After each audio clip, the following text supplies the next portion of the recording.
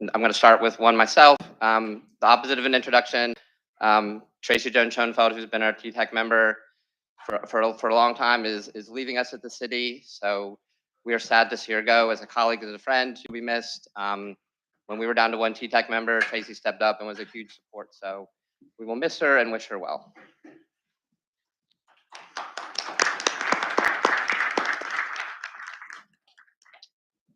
The second item I have, is there any other introductions, announcements? Okay. The other item we have in our introductions is we have a resolution of appreciation we would like to present this morning to Mr. Tim Cross from York County, who announced his departure last time and is here for, is this your last TTAC officially? Last TTAC officially. I'm glad Carol couldn't make it today, that I could do this. I was fortunate enough to work with Tim when I was at VDOT. So I've seen the other side of him advocating, developing projects, serving the citizens of York County, and truly what you want. Like if I was a citizen of York County, I'd be like, yeah, that's what I want, making the decisions, making sure my roads are safe, making sure things get built, making sure things move forward. So personally, I've had, it's a little while ago, but had a great relationship working with Tim, and thank you for your time and service on TTAC. We have a presentation and pictures.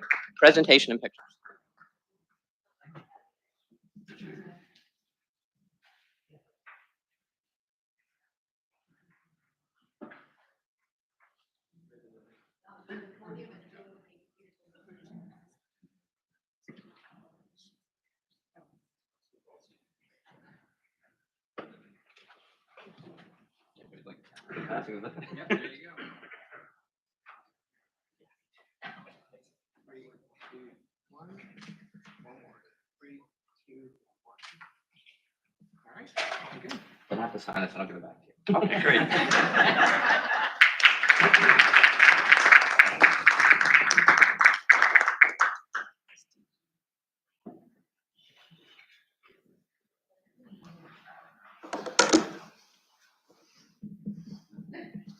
Okay, and I do believe we have a quorum. So this time I'm calling for the approval of the agenda as presented. Sorry, we do need to modify the agenda to remove an item from under the consent agenda 7C7. So that is the Route 460 5813 safety improvements. We would like to remove the amendment from the agenda. Is there a motion to approve the revised agenda? Thanks, Brian. Second? Thank you. Agenda is approved. At this time, it's the public comment period. Are there any public comments at this time submitted in advance or anyone in the room? Okay. Comments from our state and federal agencies and military liaison partners. VDOT. DRPT. Port. I will just make the standard offer, and I know Kevin took us up recently on the offer to obviously come visit the port. We will obviously, all the stakeholders in this room, want to be accessible and welcome you to come at any time to drop myself or Barb Nelson a note. We'd love to have you and your team come visit and see just the level of investments that are underway and the improvements, the enhancements we're making, obviously that feed into the transportation network here in Hampton Roads. So just wanted to put that invite out to the folks here, and thank you. Thank you. FHWA and our military liaisons. Okay. Moving on to item number 7, approval of consent items. With the modified one, the last one is out. Approval on this item. Chairman? Yes. Why did I ask what was item 7C7? I can speak to that. We are in the process of using the streamlined conformity measures. And when the agenda went out, I had this incorrectly. And when we went to go modify it and we were going to put up a new public notice, we did not have 14 days left. So it will just be moved to March. Thank you very much. And with that, Mr. Chairman, I move the approval. Thank you. Is there a second? Thank you.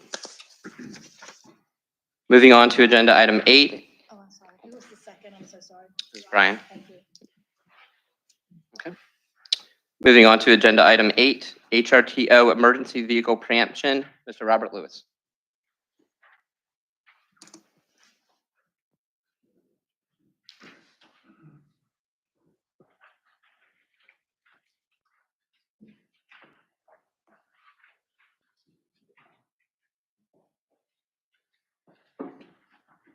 Good morning, everyone. I guess I should have started walking a few minutes early to get here.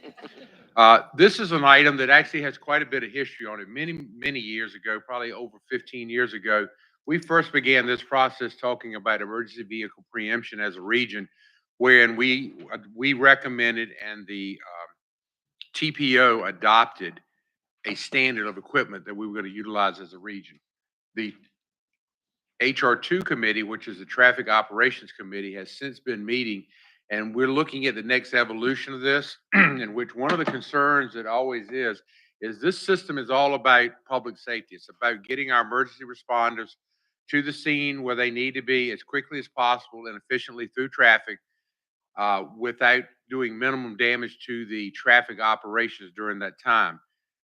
One of the things is that we've never done in this system is we've never encoded the vehicle. So in other words, a vehicle comes through, it preempts traffic signals today, and we don't know whose vehicle it is. Is it an authorized vehicle? Is it not an authorized vehicle? And that's becoming more and more of a concern. There's a number of pieces of equipment that are floating around out on the black market, on the eBay market, et cetera, that you can buy that may have codes left in them or not coded.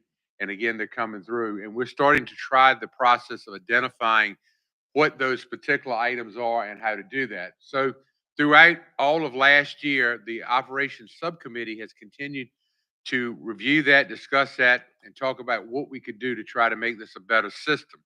One of the things is we want to identify who the users are.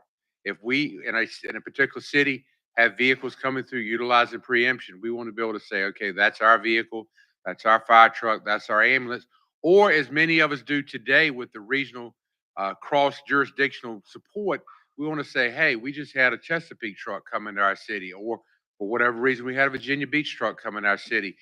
Again, what we want to do is identify those players out there that are affecting our systems and not doing it because they're supposed to be doing it. They just don't want to sit in traffic.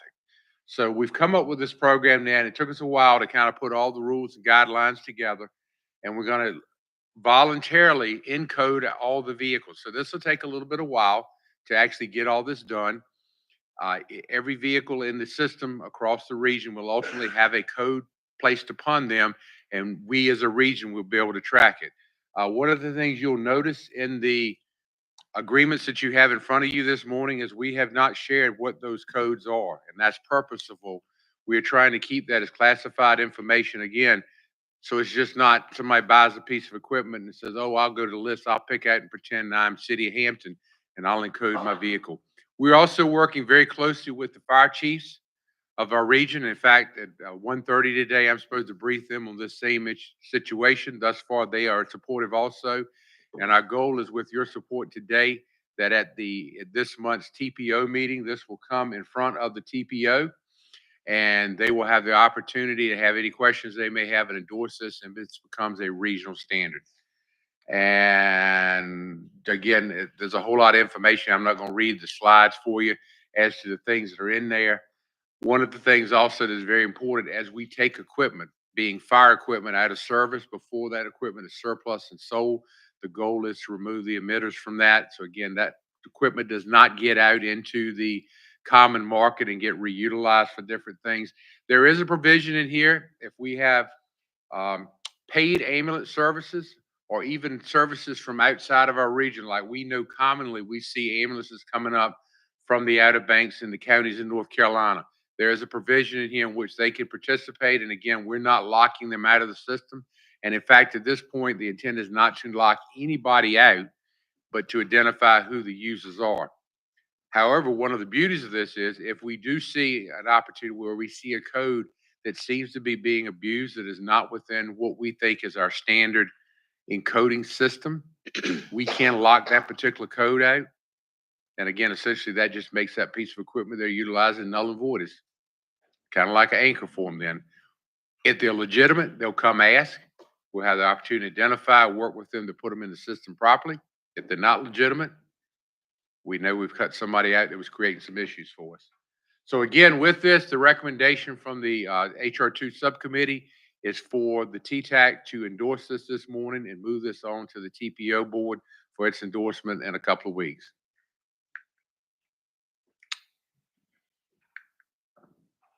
And with that, I certainly stand available to answer any questions anyone might have on this program. Are there any questions for Robert at this time?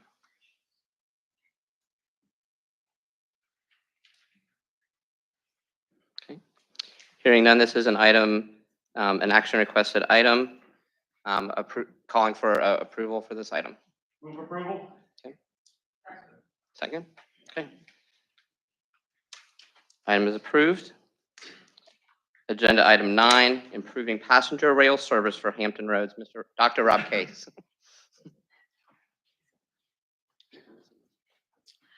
So I think the agenda item says Dr. Rob Case, but Dr. Rob Case is actually Okay. at a FRA meeting in Charlotte.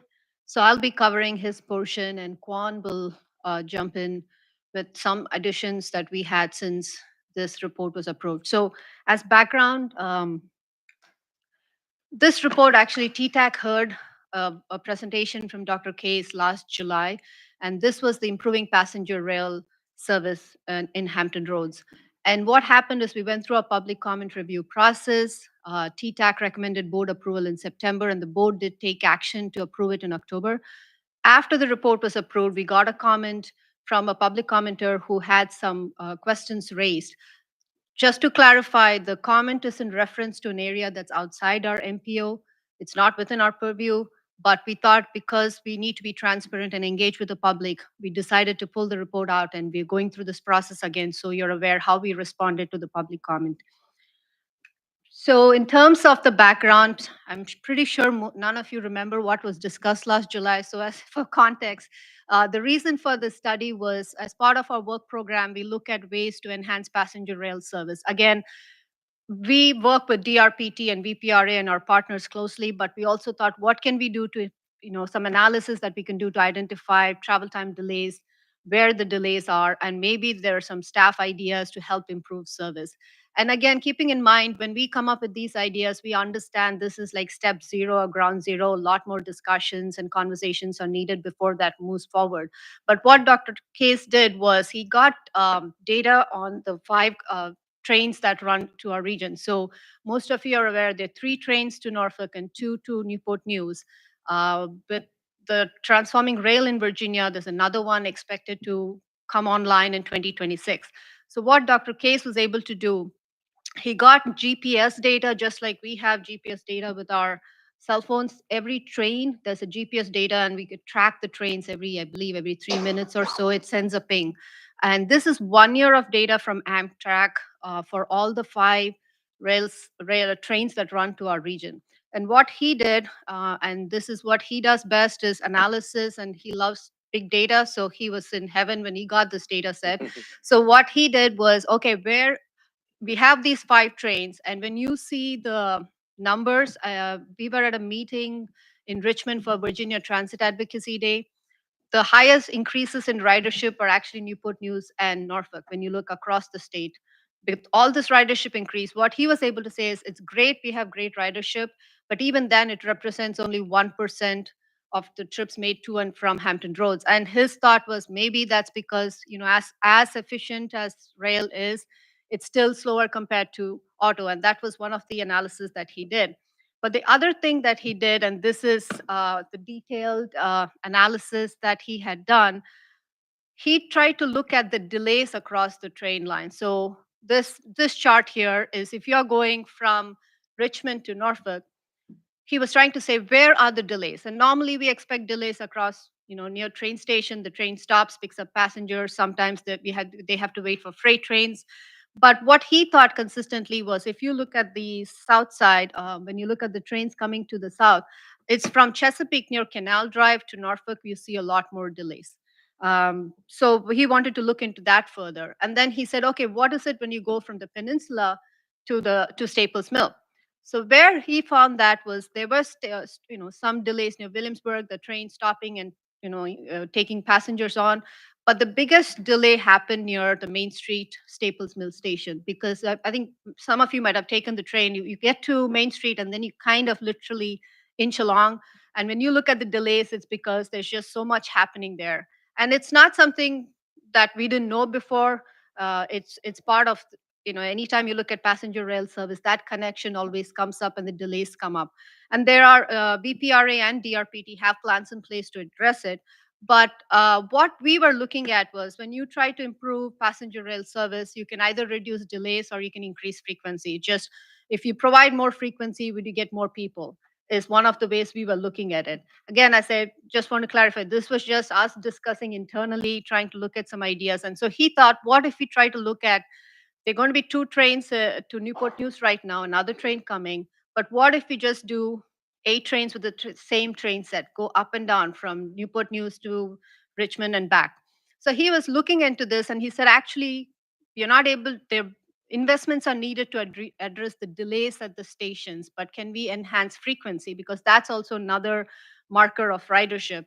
When someone knows, hey, I can jump on the train, go to Richmond, take care of my business, or go see a show or something and come back, you just have more confident and you'll be more willing to take the train.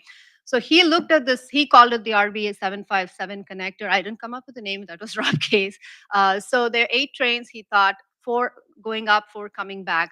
And what he was looking at was, hey, this could enhance frequency, this could just provide more connections. And the other thing that he reminded me is connecting to Staples Mills also provides connection to the other Amtrak services. So if you're ever trying to go to south, a lot of times you're waiting there for 5 hours and then you make a connection. And this he thought would provide a better connection to the other trains that serve that area. So with that, I'm going to turn it over to Kwan. As I said, we received a comment after all this analysis was done, and I'll let Kwan talk about how we've approached this feedback that we received. Thank you so much, Pooja. So we received feedback on October 26th from Miss Lenora McQueen.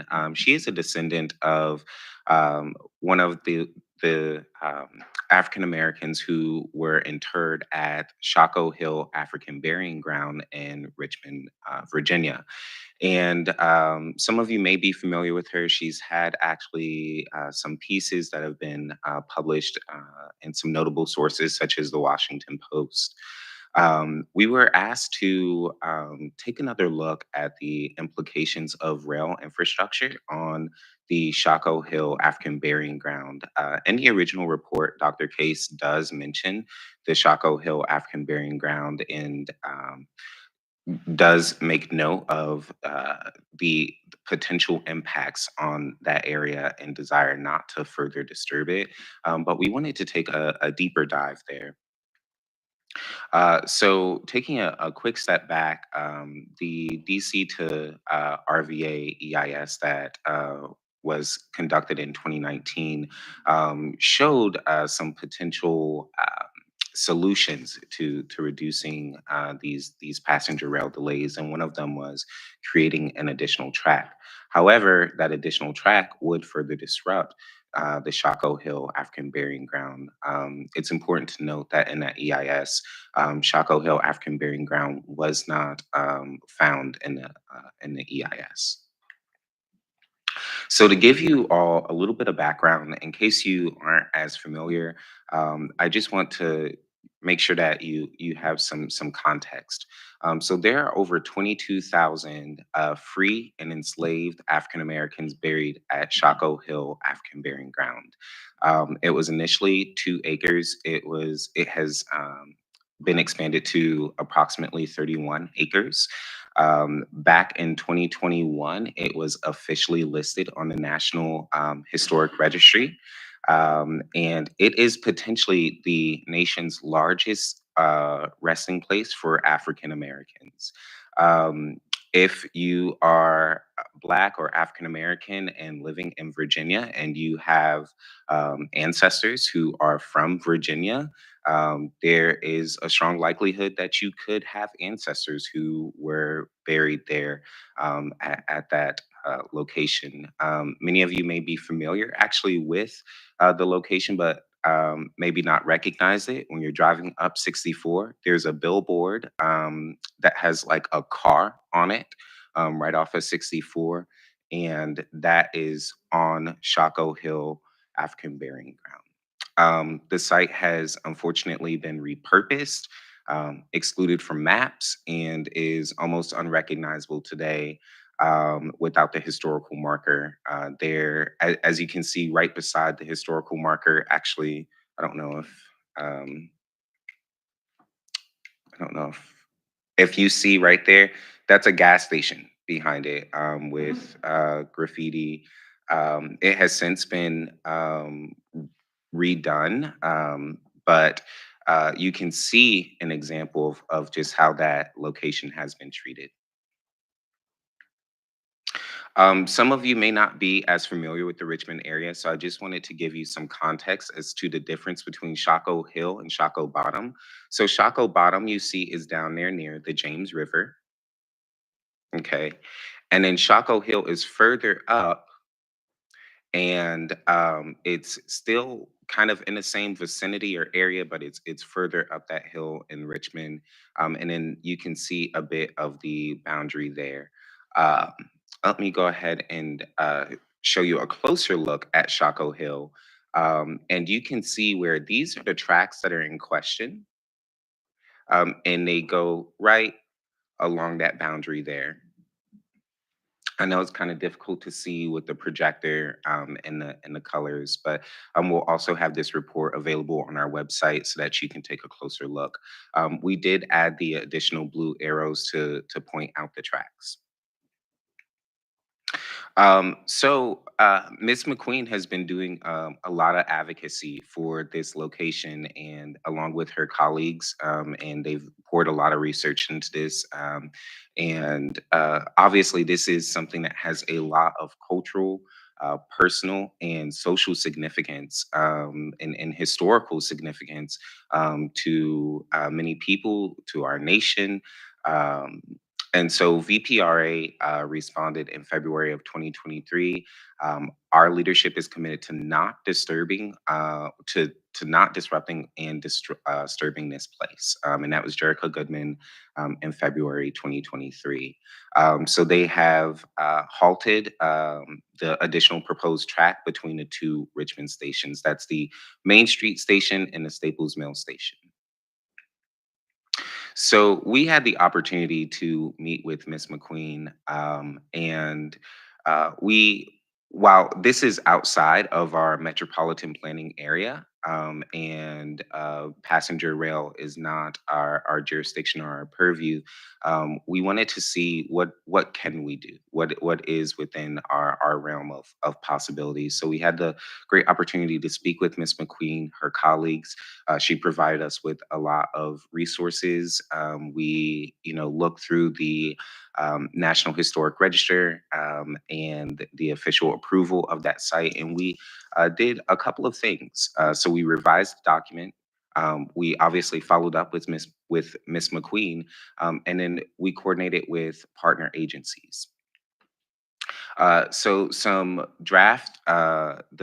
some revisions to take note of in the original document. We described the tracks as being in the vicinity.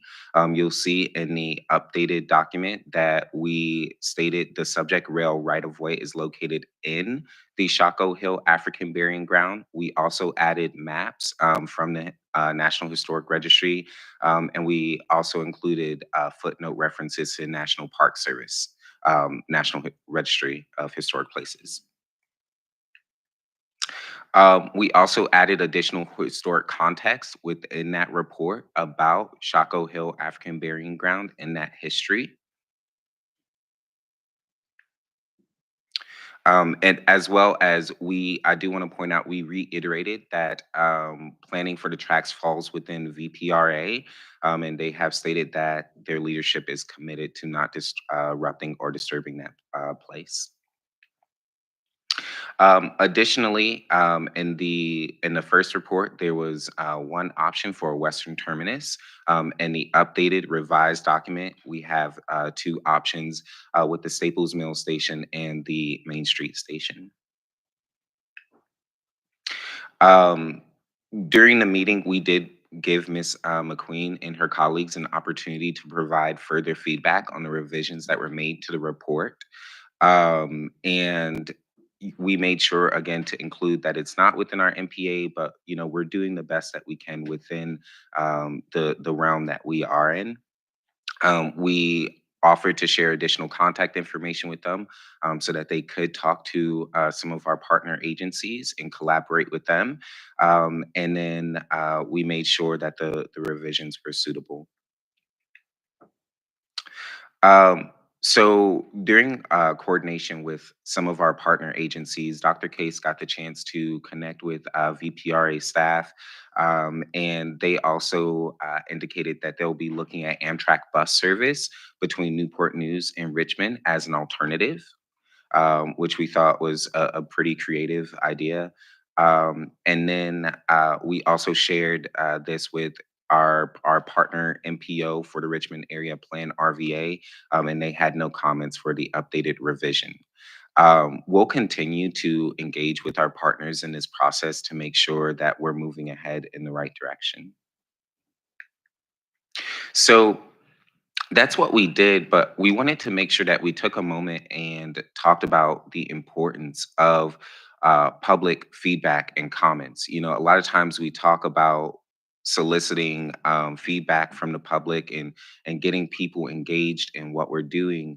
And it almost becomes a buzzword sometimes, but this is a primary example of why public engagement is so important and how it can impact the planning process. So the feedback allowed us to go back, revise the report, take a deeper dive and a deeper look into the revised edition.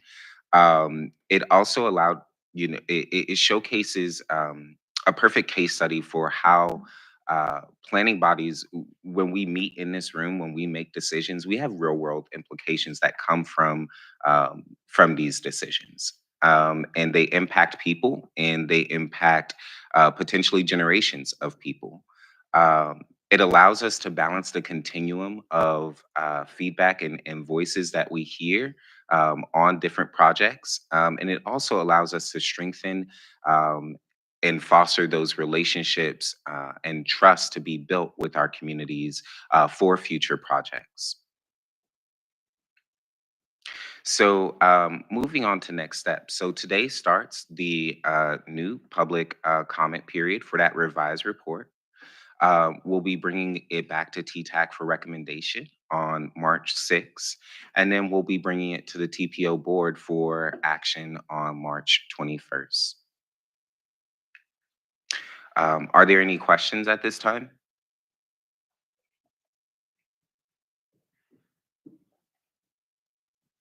Okay, thank you very much.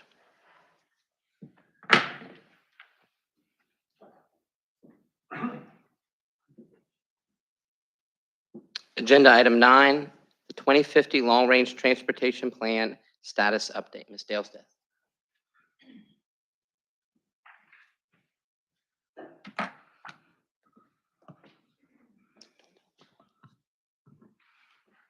Good morning, everyone.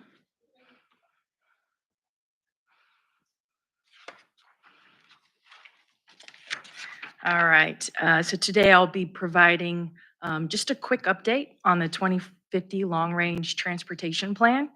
I'm going to talk about some upcoming action items and just a quick status of what we've done to date and some current tasks that are underway. I'm going to keep it very high level because we do have an LRTP subcommittee that I'll be presenting more details. We'll get more into the weeds with the LRTP subcommittee that'll follow directly after TTAC today. So just very high level with our 2050 Long Range Transportation Plan. What you see on the slide is our general approach to developing the region's long range transportation plan. As many of you are aware, we have a project prioritization tool and it's an objective way to evaluate our transportation projects that we include in the plan. We also employ exploratory scenario planning. So just very high level, we're saying, when we really can't predict the future, so let's prepare for uncertainty and look at plausible futures so we can stress test the transportation system and pick the best, most resilient projects for the region. As part of the 2050, we want to enhance some of the measures that we've considered in the past. This includes resiliency and vulnerability planning, and also equity and accessibility, just improving those processes so that we have a more holistic and comprehensive plan for the region. So tasks that we've completed already for the 2050 include the official 2050 socioeconomic forecast. This is for population, employment, household, et cetera. This was developed back in 2022 and approved by our board. We've also conducted several surveys, both public and technical stakeholder surveys that feed into the LRTP.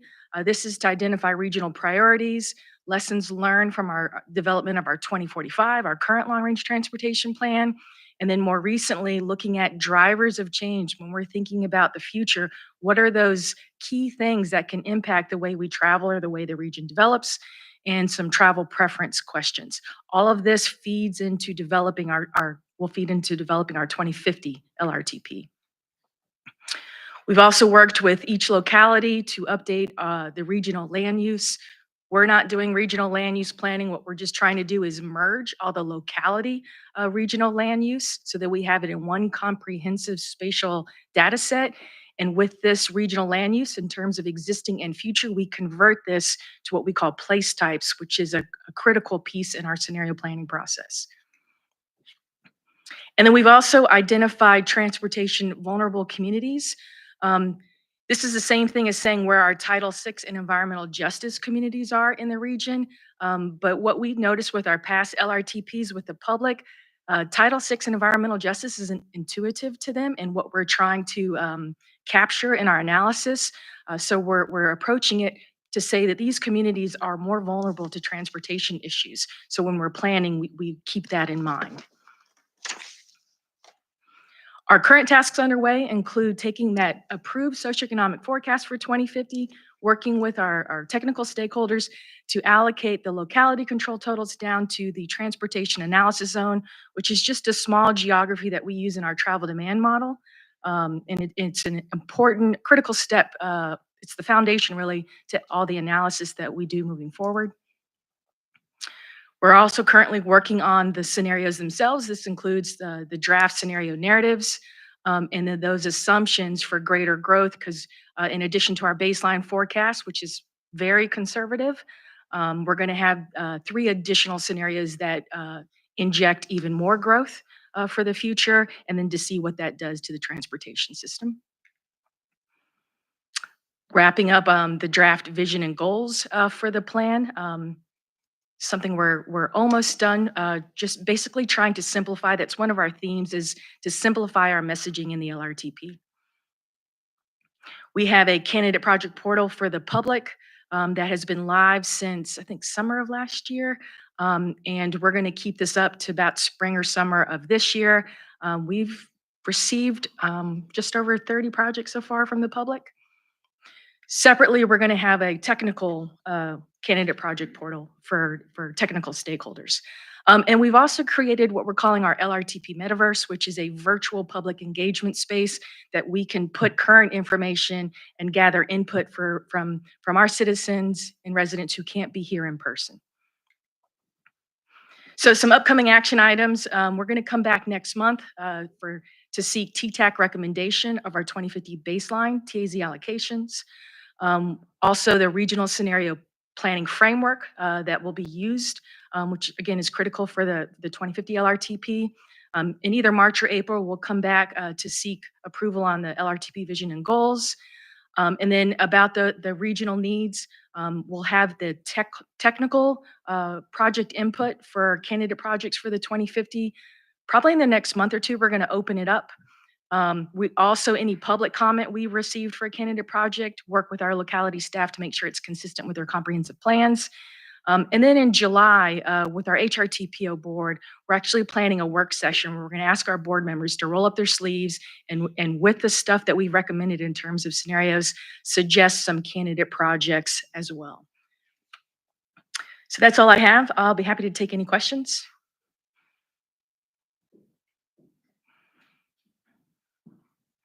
Perfect. And for LRTP subcommittees, don't forget to stay for the meeting afterwards. Thank you so much. Thank you, Dale.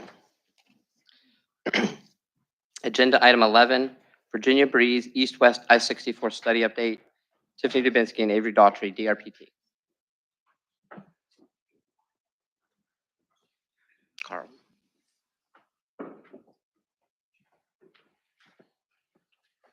Good morning. Sorry, could raise this up a little bit.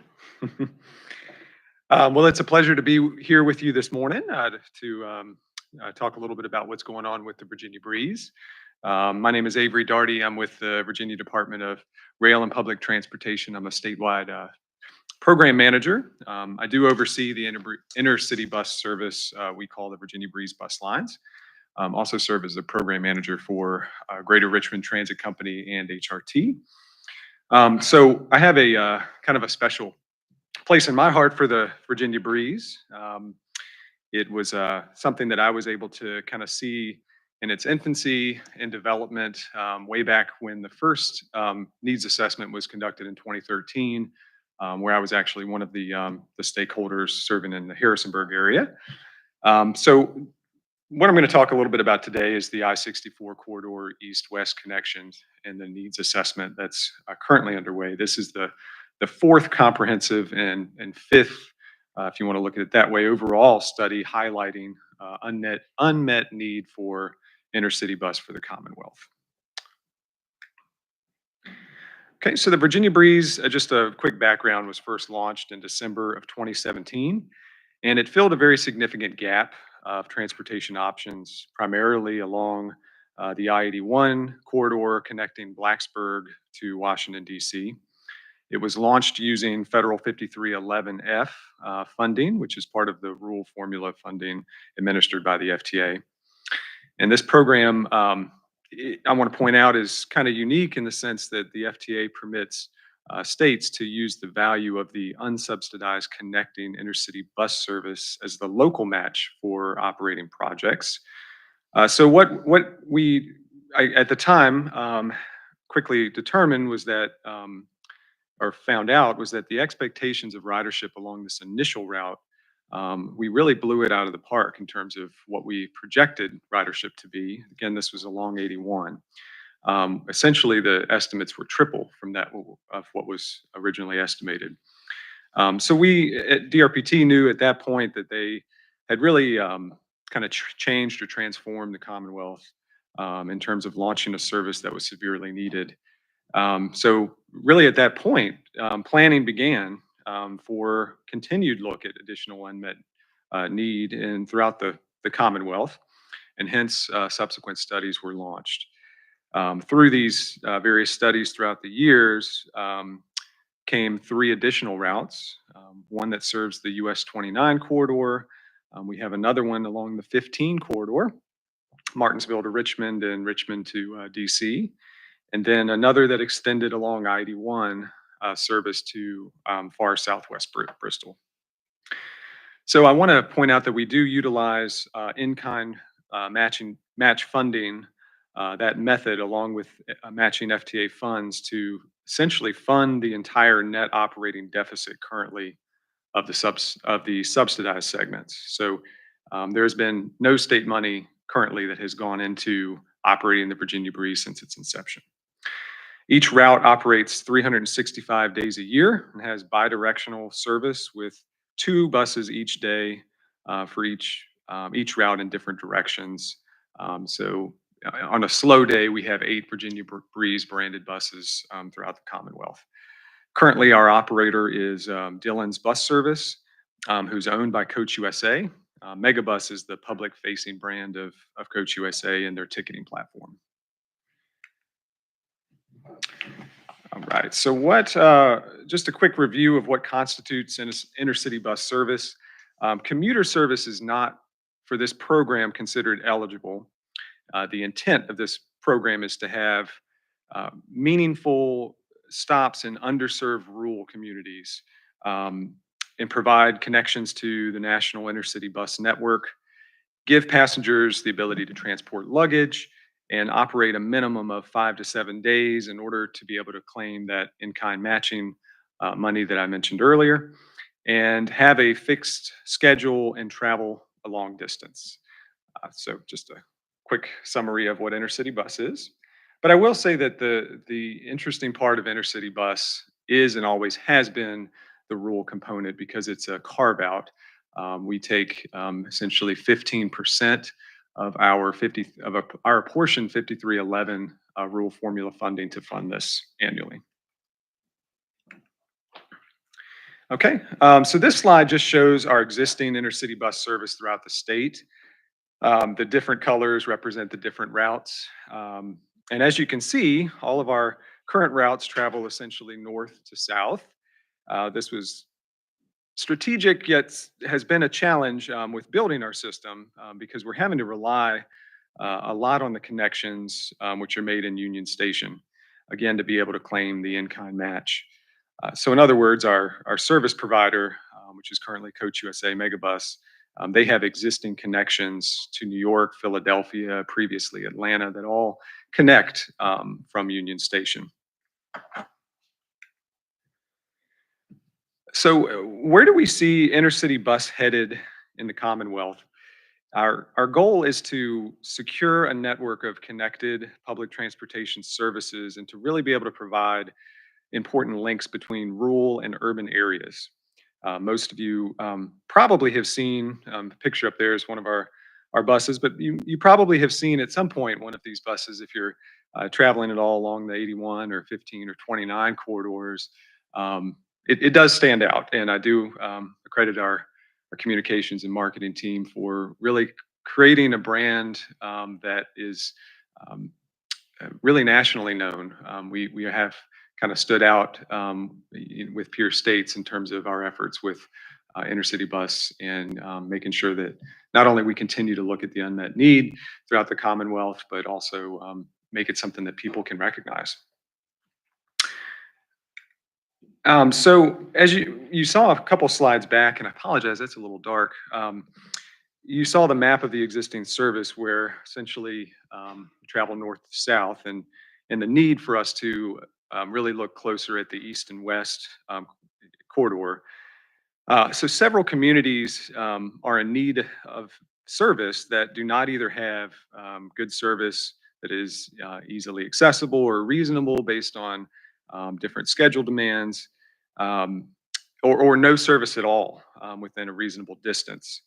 So in this study, we're first reviewing and assessing existing services along 64 and the I-81 corridor, really between the 81-64 interchange in the Stanton area and the Tidewater region.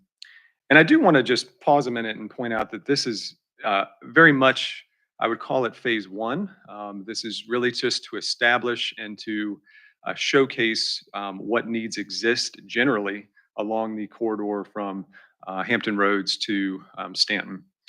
So I'll go into that in a little bit more, but this is not to determine which stops at this point or whether, what timing we may pursue launching. This is really just to establish the need and to look at the feasibility. So we're identifying options for traveling east to west. And again, as I just mentioned, the long-term feasibility and sustainability of the service is going to be important. The costs and alternatives are being developed, as well as we've already captured some feedback. We've had several surveys that have also gone out public facing and stakeholder alike. But that information is something that has yet to be completed and something that will be captured in what will be this final report. So the study will provide a summary of results and potential expansion considerations for us in the near future. And you can see here just kind of a rough idea of the timeline on the study. We're definitely getting closer to the finish line. Looking to probably have that draft report final report completed sometime in the March, late March, maybe early April timeframe. But that is something that we're anticipating here shortly. Okay, in this slide, you can see what's I wanted to kind of point out and look at the corridor itself. It's a little hard to read, but just the darker areas are what you're seeing as population density.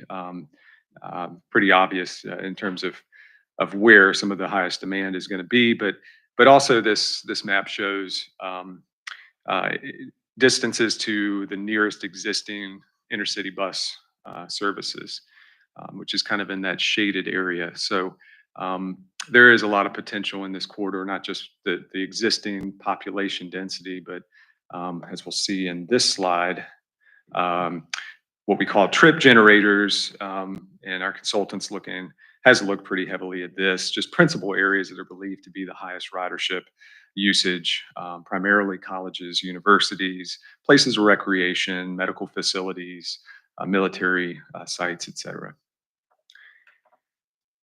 Okay, and this is, again, as I prefaced, certainly not a comprehensive, this is a lot to throw on a slide, but we're really looking at generally the entire Tidewater area, primarily Virginia Beach and Norfolk as starting points or ending points, depending on how you want to view it. As I mentioned, we do have bidirectional service. So this is just a rough idea, a rough look at some alternatives that are being explored and is, again, by no means comprehensive. There'll be additional analysis and thought put into more of the rural components, as well as the starting and ending points of the route. And certainly we have not established any concrete in the study exact placement of where bus stops will be. But this can kind of help just paint a picture, primarily of the locations we're looking at in this study. So alternative one starts in Norfolk and continues on to Newport News, stopping in Williamsburg. Again, just that general direction. Potentially, we're looking at New Kent as well, which is again part of the rural piece that's important for this particular funding. And making our way to Richmond International Airport, possibly with stopping at Main Street Station, along or near Charlottesville, and possibly Crozet. Again, focusing on the rural element, and then continuing to Waynesboro and Stanton.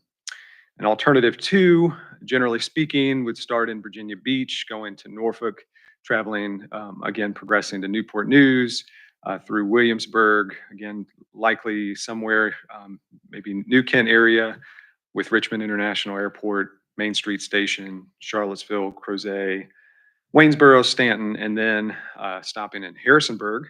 And I will point out that a big part of this study too is to look at the potential of connecting to the 81 existing service, which is served currently by 2 Virginia Breeze routes. And just to determine if that's feasible and what that demand would be, essentially, potentially connecting someone all the way from Tidewater, would be a longer trip, but possible, all the way to Blacksburg, through the 64 corridor down 81. And then alternative three would start again in Norfolk, but this one would divert into Suffolk, which would then travel, of course, along 460, likely stopping in Petersburg and get back on 64, heading to Main Street Station. We are also looking, I may point out, to Staples Mill as possible further rail connections. It would continue to Charlottesville, Crozet, potentially Waynesboro, Stanton, and Harrisonburg. So again, just a kind of a flavor of where this study is kind of heading, and happy to answer any questions anyone may have. Any questions at this time?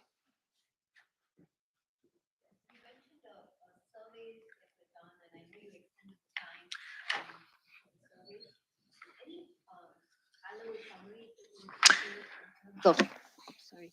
Any high-level summaries you've received in terms of the survey and what the public wants in terms of connections?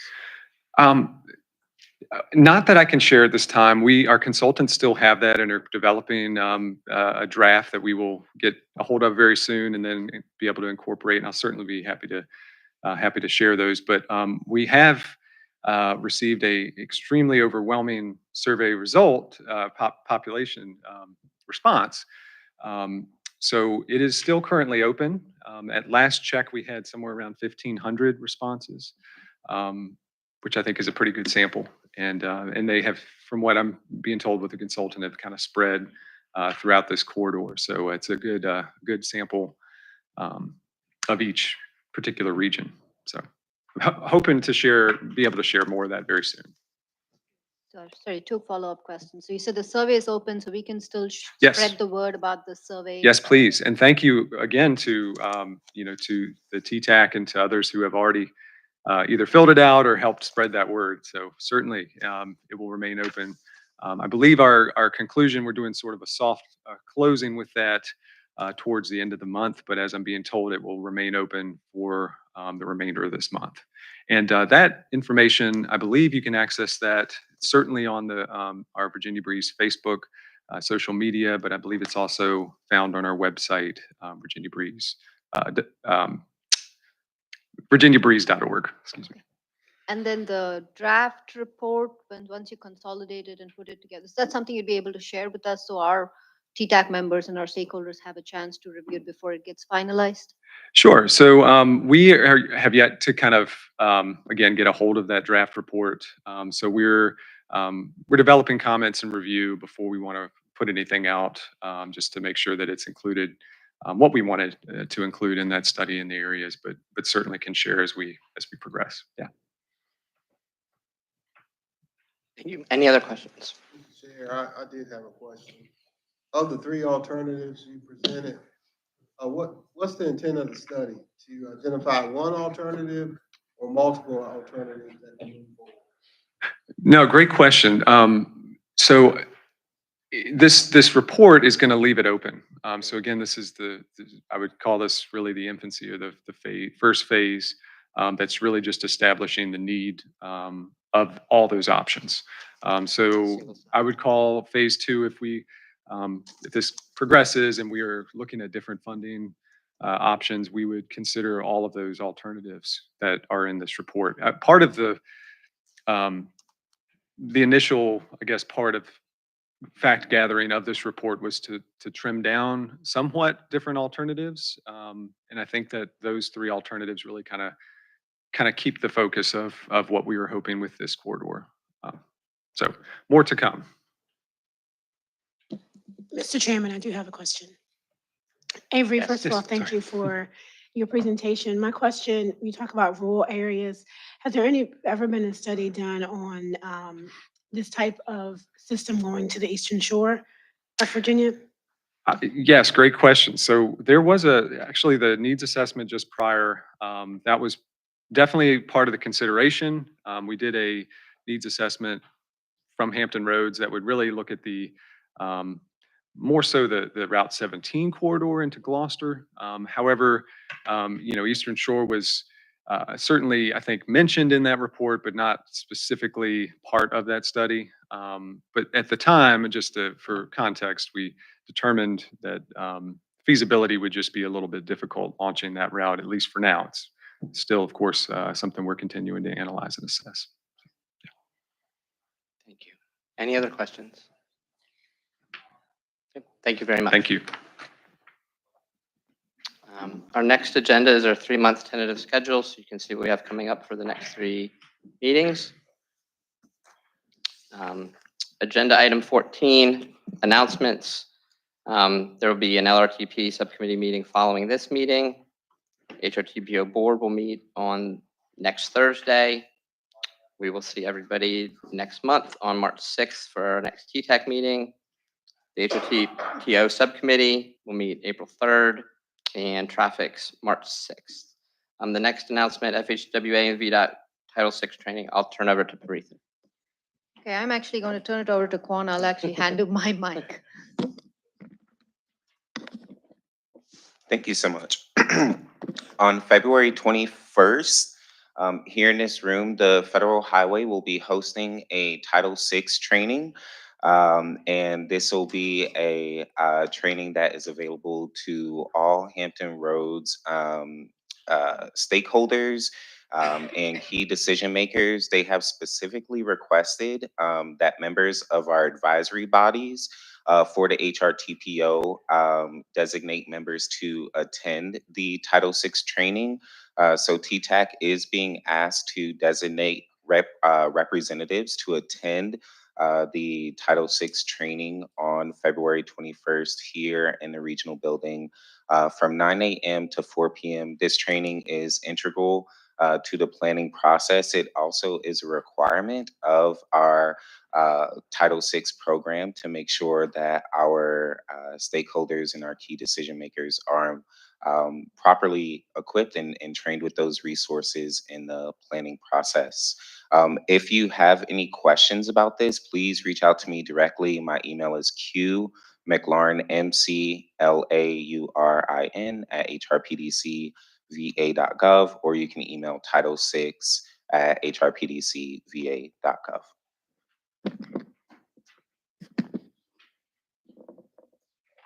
Thank you. The next announcement is in regards to reaching a quorum at TTAC. As you can see in the announcement, in October and November, the quorum was not met, and there's some really good information there. We have had similar issues with some HRT committees I'm on, and even, the committee that I'm chairing I didn't necessarily know the details of what does and doesn't qualify quorum, and excuses and all of those things. So certainly take time to review that information. Also, if there's vacancies, whether it's your alternate or vacancies in your current TTAC attendees, try to look to see how you can fill them as you can within your staff. I think having a group of 5 makes it a lot more flexible. So certainly something that is encouraged to do. Okay. Next is the Smart Scale Round 6 update. I'm sure most of you probably have got this email from VDOT, but has the information from that email in regards to updates for what is different about round 6, and also has key deadlines in terms of the submittal and review process. It's definitely a little bit different this time, so I encourage folks to look that over. Any other comments from VDOT on that? Yeah, I'd just like to reiterate, we will be having training, external training, February 28th from 2 to 4 p.m. If you can attend that, that would certainly benefit you. Just also reiterate that the portal opens March 1st. And again, like last round, in order to have an application, you must submit a pre-application, but you also need to be aware of the gate scenarios where the applications can advance. The idea was to try to streamline the process, reduce the number of applications moving forward. Only about 50% of the applications that are submitted do actually move forward. So we want to increase that number of applications submitted versus applications moving forward. The other critical thing, some of the gates requirements require that basically your study needs to be finished by July the 15th.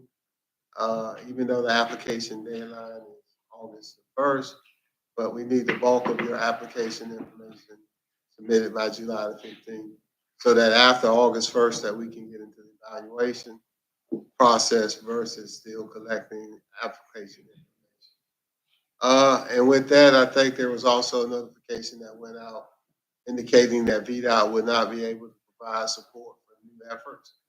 And as of February, that has been the case. If you are initiating a new effort on your own, you'll have to commit to VDOT at some point during the gate process that you'll be able to provide all the information required, or it's a strong possibility that those type of applications will not. If you have any questions, you can contact our office. Jerry Pauly has been working with a lot of you folks on your applications, and he'll continue. But if you have any questions, feel free to contact Todd, myself, or Jerry. Thank you. Thank you, Eric. Any questions on that? I know it's an announcement, but any questions? Okay. And then announcement I, the VDOT rollover process to the FY 2024-2027 tip. I'm going to turn it to Catherine. I just wanted to make everyone aware that since we do have a lot of new TTAC members, that when we are developing the tip, during that year, VDOT's STIP is frozen. So any actions during that year that is reflected in that current tip is not reflected yet in the new tip. And that process of now incorporating them into the new tip is called the rollover process. And I receive all that information from VDOT. And so I just wanted to make you aware that if you're on our website and you're looking up your project and you go, oh, I thought, we had CMAQ money transferred last year. You did, it's just not reflected yet. So they will be reflected as I receive them in batches from VDOT. And they will most of them will be reflected as administrative modifications. So if you have any questions, if you see something online that you thought was done, but it's not reflected, you can just send me an email or give me a call. Thank you. Thank you. We have an announcement, Jay. John? Yeah, I have one. Thank you. So we're currently revisiting our TIP administrative modification and amendment procedures. What we're looking to do is to create some more efficiencies and to be more in line with MPOs across the Commonwealth. What we'd like to do is form a small working group, yay, and probably just about 3 to 5 volunteers to serve over the next few weeks to address this item. And we hope to bring a recommendation to TTAC in March on this. And you can let me know if you're interested right now, or you can shoot me an email by close of business this Friday. So if you're interested now, you want to sign up, great. If not, I hope to hear from you by this Friday. Any No volunteers at this time? And I'll start it by saying I'll Awesome. start rolling. I'll probably have to be there anyways. John, I like to participate as well. Great, thanks. I appreciate it. Robert has also indicated.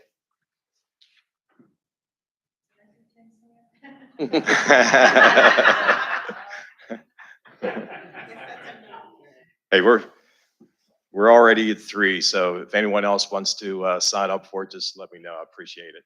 Thank you. Thank you. Okay, item number 15, older new business. Is there any older new business at this time? Oh, we have another. Well, what do you know? I also have new business. So trying to wrap things up here. So we have, while Keith pulls up this slide here, under our multimodal connectivity toolbox, it's part of our HRTPO fiscal year 24 UPWP. It's listed under task number 8.4. So the current tool we're developing is focused on identifying bus stops and transit centers within a half mile of essential services. And so we've created a brief survey on essential services that we're looking for your input on. And it's very simple. Just click on scan the QR code here, take you right to the survey.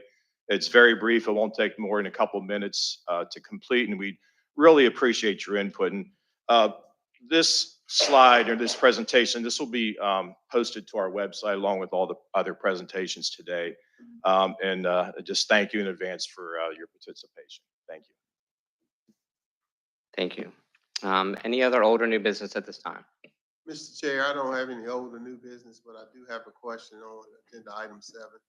Apologize for my tardiness, but I just wanted to confirm that the consent items were approved and moved forward. We did a modified agenda, item 7. C7. C7 was removed from the agenda, so all other consent items were approved. And I believe it was for public involvement. I'd like to speak to that. Well, no, we removed, excuse me, 7C7 as when the agenda went out. I had the incorrect conformity statement, and when we went to go correct it and put it back up as a public notice as required, we did not have the full 14 days, so it will be on March's.